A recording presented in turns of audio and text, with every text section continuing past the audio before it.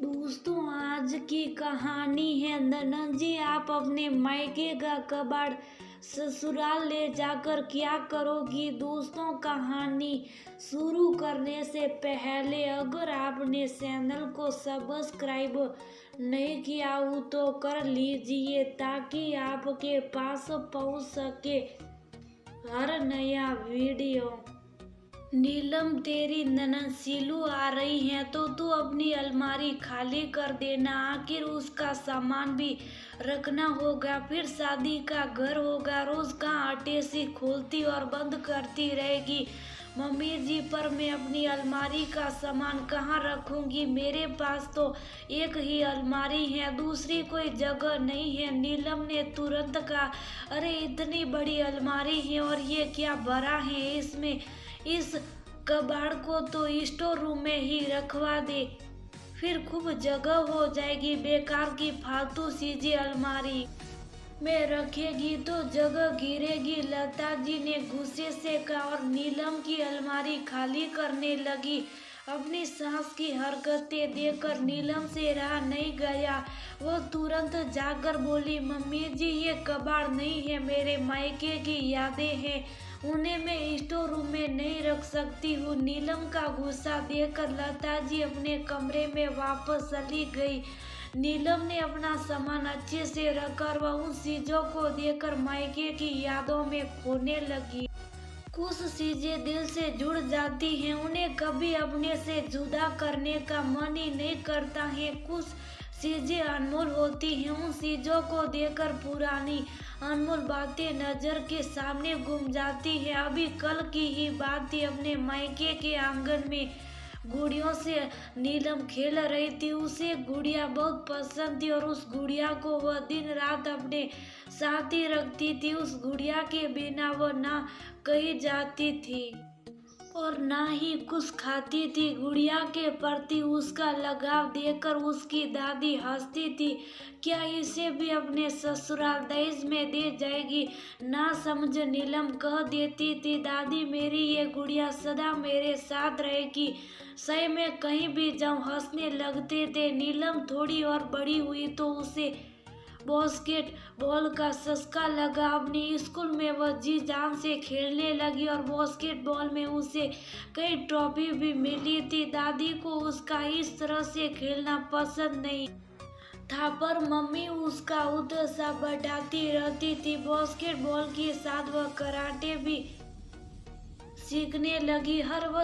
हर वर्ष परीक्षा देती, कठिन मेहनत करती और उसे नया बेल्ट मिल जाता। उसके पास ढेरों बेल्ट थे, आखिर उसे कराटे में ब्लैक बेल्ट भी मिल गया था। उन सबसे ही एक बड़ा बैग भर गया था। कराटे में भी नीलम ने कई पुरस्कार जीते थे। स्कूल से वह कॉलेज में आ गई। यहाँ पर उसकी रुचि नाटक में जागी। ऐसा लग रहा था कि अपनी छोटी सी उम्र में वह काफी कुछ सीख जाना चाहती थी। हर वर्ष नाटक में भाग लेती और पुरस्कार जीत जाती थी। पढ़ाई में भी अव्वल थी। उसका कमरा इनामों से भरा हुआ था। मम्मी और पापा उस पर गर्व करते थे, पर दादी को लगता था कि इन सब चीजों में पैसा और समय बर्बाद करने से अच्छा है कि वह कुछ घरेलू काम और गृहस्थी की बातें सीखे। आखिर एक दिन तो उसे शादी होकर जाना ही है। नीलम को किताबें पढ़ने का भी बहुत शौक था। वह किताबें पढ़ती थी। उसने एक अलमारी को मिनी लाइब्रेरी बना रखा था। तरह तरह की किताबों से ज्ञान प्राप्त करती रहती थी। अब उसकी उम्र शादी लायक हो गई थी। दादी ने घर में एक राग अलाप रखा था कि लड़की की शादी करो, उम्र निकली जा रही है। नीलम के पिता और बड़े भाई भी लड़का ढूंढ ही रहे थे। उनकी कोशिश से रंग लाई और तनुज को पसंद किया गया। तनुज के दो बहनें थी, एक बड़ी और एक छोटी। बड़ी बहन की शादी हो गई थी। घर में सास ससुर थे। तनुज ने अपने पापा का व्यापार संभाल रखा था। आपकी नीलम तो खेलने कूदने और इनाम जीतने में ही रही है। घर का काम कर लेगी क्या? तनुज की मां ने सवाल किया। हाँ, थोड़ा बहुत तो कर लेती हैं, बाकी आप बता दीजिएगा। वैसे कर लेगी, नीलम की माँ ने जवाब दिया। तनुज और नीलम दोनों ने एक दूसरे को पसंद कर लिया और दोनों की सगाई हो गई। एक दिन दादी बोली, अब तो तू जा रही है, अपना सामान कबाड़ में दे जा, कल को तेरी भाभी आएगी, वह तेरा सामान बाहर निकाल फेंकेगी। माँ, ये दादी क्या बोल रही है? मैंने इतनी मेहनत से ये सब हासिल किया है और उसे कबाड़ में दे जाऊँ? मैं अपना सामान अपने साथ ही ससुराल ले जाऊंगी। ये मेरे मायके की सुनहरी यादें हैं, मेरा बीता हुआ कल है, मैं इसे इस तरह भुला नहीं सकती हूँ। नीलम की माँ ने भी हामी मिलाई, क्योंकि कल को बहू आएगी, वह इन चीजों को या तो कबाड़ में या स्टोर रूम में पहुंचा देगी। शादी की शॉपिंग होने लगी और सामान की पैकिंग भी। नीलम ने अपनी गुड़िया, अपनी बास्केटबॉल, अपनी ट्रॉफियाँ, सारी किताबें, कराटे के बेल्ट, सभी प्रमाण पत्र और ढेर सारी फोटो के एल्बम पैक करवा दिए। शादी अच्छे से हो गई। जब नीलम विदा हो रही थी तो उसके देश का सामान भी बस में जटाया जा रहा था। अरे, इन दो भारी बक्सों में क्या है? ससुर जी ने नीलम के पापा से पूछा। इनमें नीलम का सामान है जो वह अपने साथ में ले जाना चाहती हैं। अब बस में जगह नहीं है, ये सामान फिर कभी आ जाएगा। वैसे ही गहने, कपड़ों और बाकी चीजों से बस भर गई है। वो सामान वहीं उतार कर बारात चली गई। नीलम जब ससुराल पहुंची तो उसका अच्छे से स्वागत किया, सारी रस्में हुई। नंदों ने भी बहुत ख्याल रखा। कुछ समय बाद बड़ी ननद सीलू अपने घर चली गई और वह भी हनीमून से घूमकर आ गई। उसने आते ही अपना सामान संभाला, पर उसे अपने दो बक्से नहीं मिले। उसने तनु से पूछा तो उसके पास भी जवाब नहीं था। लता जी कमरे में आते हुए बोली, नीलम, वह सामान तेरे पापा जी वहीं छोड़ आए हैं। अब बस में जगह नहीं थी। वैसे भी मायके का कबाड़ यहाँ लाकर क्या करेगी? अब तो इस घर की है, अपनी गृहस्थी पर ध्यान दे, वह ज्यादा जरूरी है। नई नवेली बहू नीलम कुछ ना बोली, पर वह ये सब सुनकर सुस्त हो गई। उसने तनु से कहा कि वह दोनों बक्से यम मंगवाने की व्यवस्था करे। तनु जानता था नीलम को अपना सामान कितना प्यारा था। उसने वहाँ के ट्रांसपोर्ट से बात की और अपनी पत्नी का सारा सामान मंगवा लिया। क्या का सामान मंगवाया है और उसके लिए इतना खर्चा कर दिया।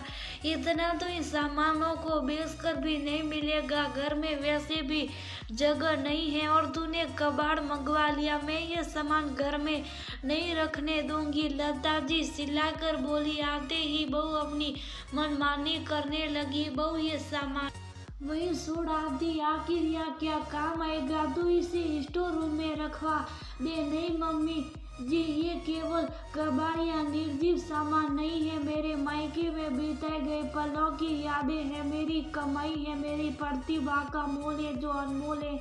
इन पर मैं धूल नहीं सरने दूंगी। ये सामान मेरे कमरे में ही रहेगा।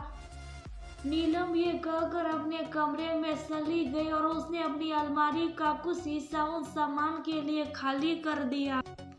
इतनी सारी ट्रॉफियां थी पर कमरे में शोकेस नहीं था, तो उन्हें भी बंद अलमारी में रखना पड़ा। नीलम जब भी अकेली होती थी अपने सुनहरे दिनों को याद कर लेती थी। कुछ समय बाद उसकी छोटी ननद की शादी तय हो गई।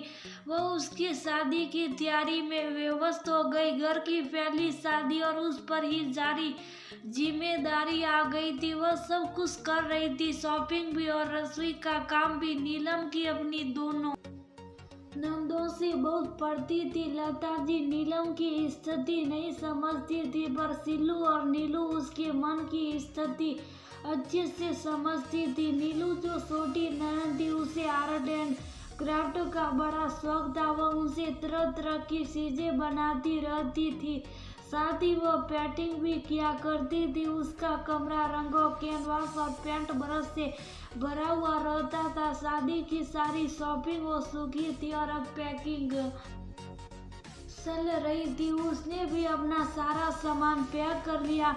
एक दिन नीलम ने सबके सामने पूछा, नीलू दीदी, इन बक्सों में क्या है? भाभी, इसमें मेरे मायके की यादें हैं मेरा सारा सामान है, बचपन से लेकर अब तक का जो मैंने संभाल कर रखा हुआ था। मेरे रंग बरस कैनवास आर्ट एंड क्राफ्ट का सारा सामान है।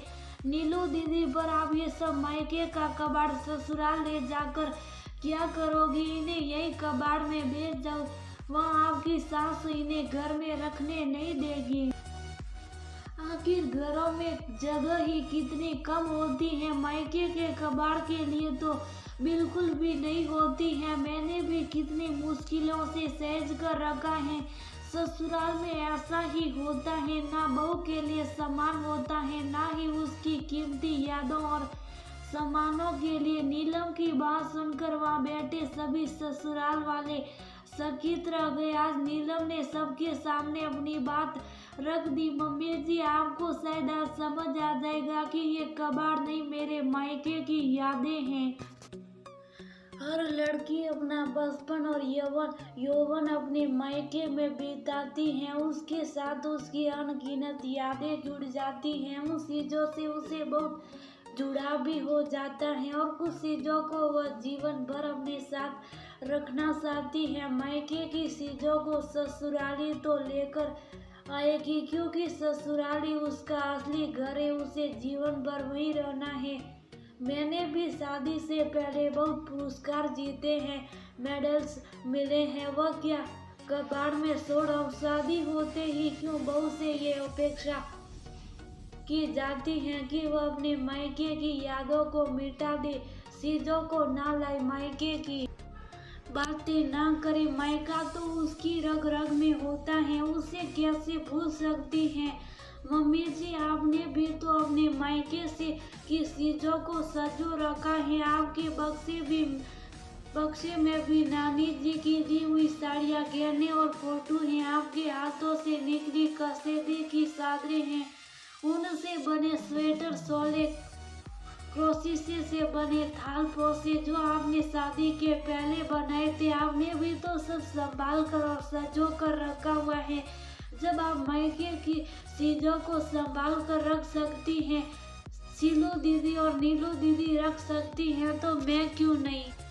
नीलम की बातें सुनकर लता जी की आंखें खुल गई। वह अपने किए पर शर्मिंदा हो रही थी, नीलम से आंखें नहीं मिला पा रही थी। आखिर नीलम कुछ गलत भी तो नहीं कर रही थी। लता जी को आज अपनी बहू का दर्द समझ में आया। जब वह मायके की यादें संजो सकती है, उनकी बेटी अपनी यादें संजो कर ले जा सकती है, तो बहू भी तो ला सकती है। माँ भाभी सही कर रही है, मेरी सास भी आपकी जैसी निकली और मेरे मायके की यादों को कबाड़ कहेगी, घर में रखने नहीं देगी। तो मैं क्या करूँगी? आपने भाभी के साथ सदा अन्याय किया, उनकी हर पसंद और प्रतिभा को दबा दिया। उनकी इतनी सारी ट्रॉफियां हैं, उन्हें भी घर में कहीं लगाने नहीं दिया। सारा सामान, सारी किताबें ऐसे ही पैक रखे हुए हैं। मुझे भी ये सब सहना होगा। आखिर आप जो अपनी बहू के साथ करेगी, वह आपकी बेटी को भी भुगतना पड़ेगा। कहते कहते नीलू का गला भर आया। नीलम की आंखों में भी आंसू आ गए। अपनी बहू और बेटी को लता जी ने गले लगा लिया। मुझे माफ कर दे, मैंने तेरा बहुत दिल दुखाया है। मेरी बहू तो इतनी